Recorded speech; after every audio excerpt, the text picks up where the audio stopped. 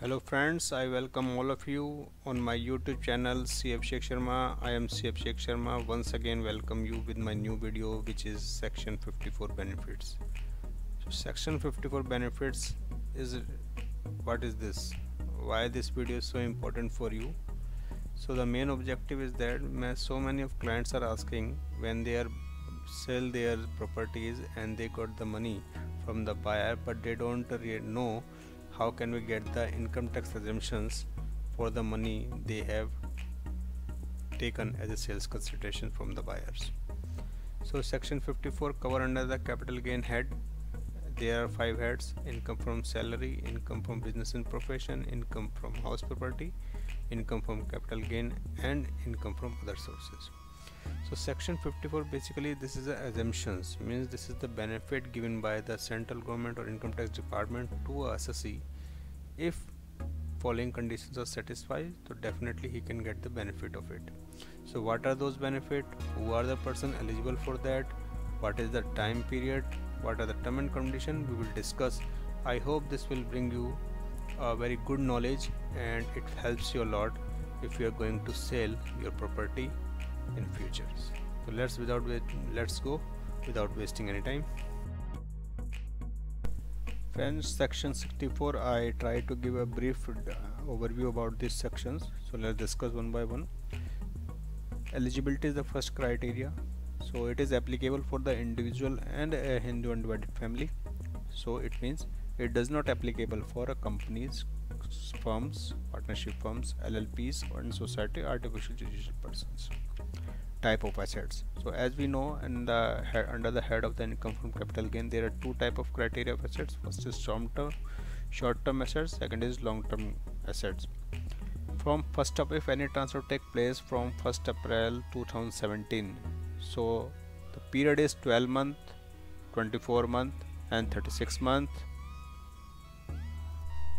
Friends, if you have a equity share of listed company, debenture of equity listed company, or a unit of equity oriented mutual funds you have listed or unlisted, so criteria for long term is 12 months. Means if you hold any property for more than 12 months, which is listed equity shares, listed preference shares, units of equity oriented fund, so these are the long term.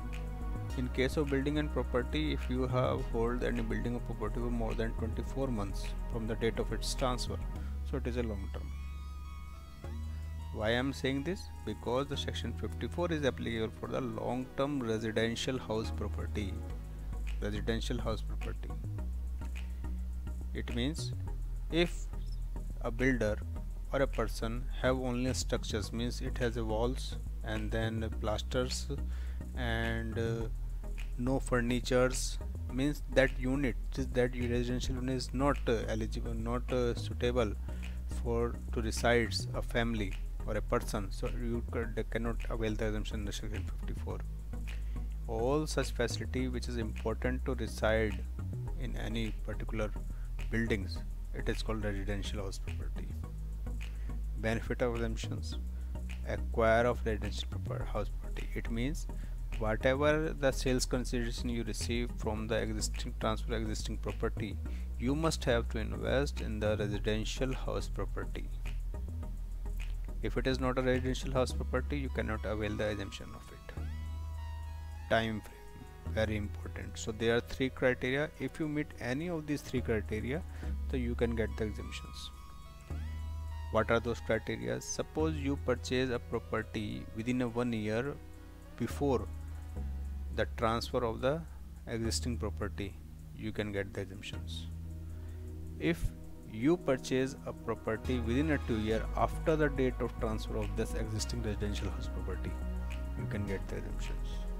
In case of constructions, if you build any house within a 3 years from the date of its existing transfer, yes, you can avail the benefit of these exemptions.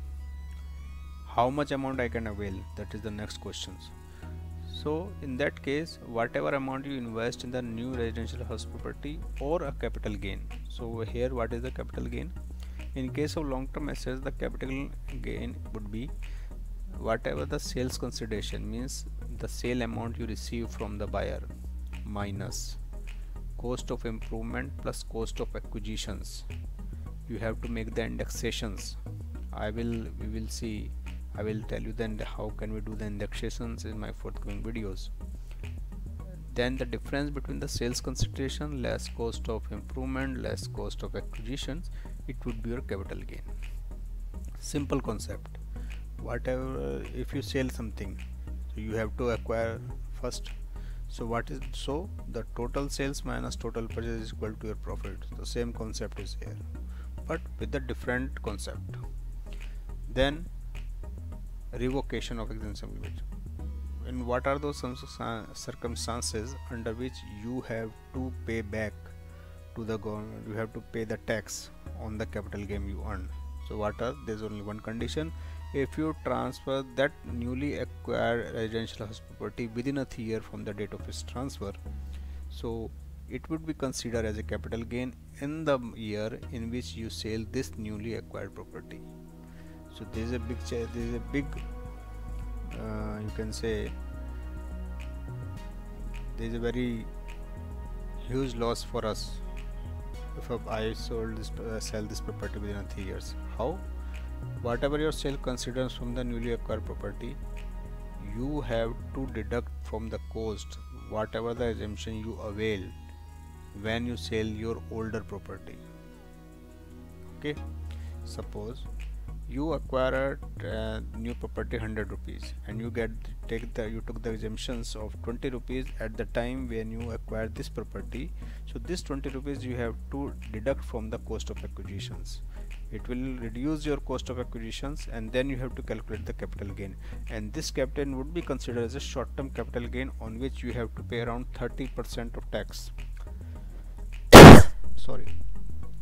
So that's why be aware when you're going to sell this property. So you have to at least keep it for 3 years. Okay, but this rule is not applicable if you are a trader, means you are a builder, you have so many flats, so many plots, so it is considered as a stock and trade, sale and purchase. So this section 54 would not be applicable, so don't worry about it. Now, so from these slides I try to bring some new questions which are common in public but necessary to know. So our question number 1 is it available for one residential property? So in that case, if your amount of capital gain does not exceed 2 crore rupees, so in that case you can purchase 2 residential property and avail the benefit of it. But at present only one residential property can be purchased or constructed to avail the benefit of these assumptions. But here is the condition, second condition, that one residential unit may have several independent units. Suppose a person who has a building and he make a 4th floor in a particular land, so in that case it would be considered as a one residential property. Okay, got it? Second question, suppose a person acquired 2 flats in the same building side by side. So in that case what should be the treatment?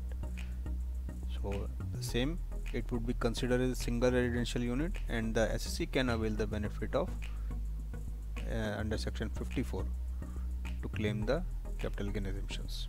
Okay, next questions.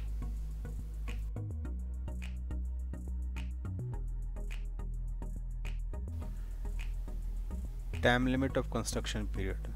So as I mentioned that at least the construction period time limit is 3 years from the date of transfer existing property, but it is not necessary if you the construction is commencement before the transfer, but the completion is happened within a 3 years from the date of its transfer, so you can get the benefit of this section 54. If the tax officer says to you, sir, you commence the construction before date of transfer of existing property, so he is wrong, because there is a case law also. You can refer to the case of Uma Bhundia CIT versus Uma Bhundia. So in that case you can claim these assumptions. As I told earlier that what should be the amount of assumptions, so the cost of investment in newly acquired property or a capital gain, whichever is less. So this section exemption restriction you can avail. One thing is that there are section 54 and 54F. Same is applicable for both residential property, and SC can avail the benefits of these two, but 54F we will discuss later. So there I will tell you how can we avail the benefit of section 54. This is also applicable to residential house property. Second thing, if suppose any construction is made by the third party, means you give a contract to other persons to build your building on your newly acquired property, so you can avail the benefit. SC officer cannot deny, sir, you construction is made by the third party, so you are not eligible for this. He is wrong. A very beautiful question asked by one of my viewers, that suppose, sir, he acquire a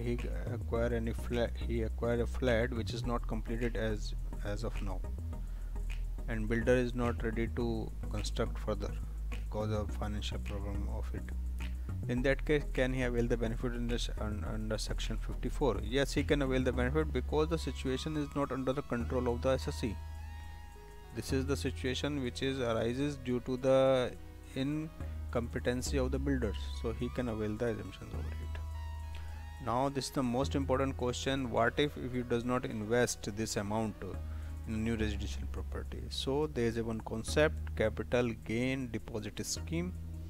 If suppose a SSC who does not acquire any new residential house property before the due date of submission of return of that previous year, so he has to deposit that that capital gain amount into the bank account, and this bank account should be open for the 3 years or 2 years, because the time limit for acquire a new property is 2 years and 3 years. If within a 3 years he can withdraw the money from this account to buy or construct any property, and suppose he is not able to buy any new property, residential property, or construct any new residential house property, so he may withdraw the money, but after expiry of the 3 years from the date of his transfer to existing properties. And same, the benefit is that this scheme, that he can be charged as a long-term capital gain when the 3 years in which year the 3 years is expired. So it will not consider a short-term gain. Here it will be considered a long-term gain in which 3 years is expire, and SSC after this can buy and purchase any type of properties, residential properties. So just take an example. Suppose you sell a property in 2017 and you does not acquire any property till 2021. So you have to invest, you have to deposit the capital gain, means sales minus purchase acquisitions with indexations. You have to deposit this money into a scheduled bank under the capital gain deposit scheme. You should try to buy or construct a property within a 3 years, means up to 2020. If suppose you are not able to construct or purchase this residential property, so you have to pay a tax on the long-term capital gain in 2020-21, and after that you can withdraw the money from this account.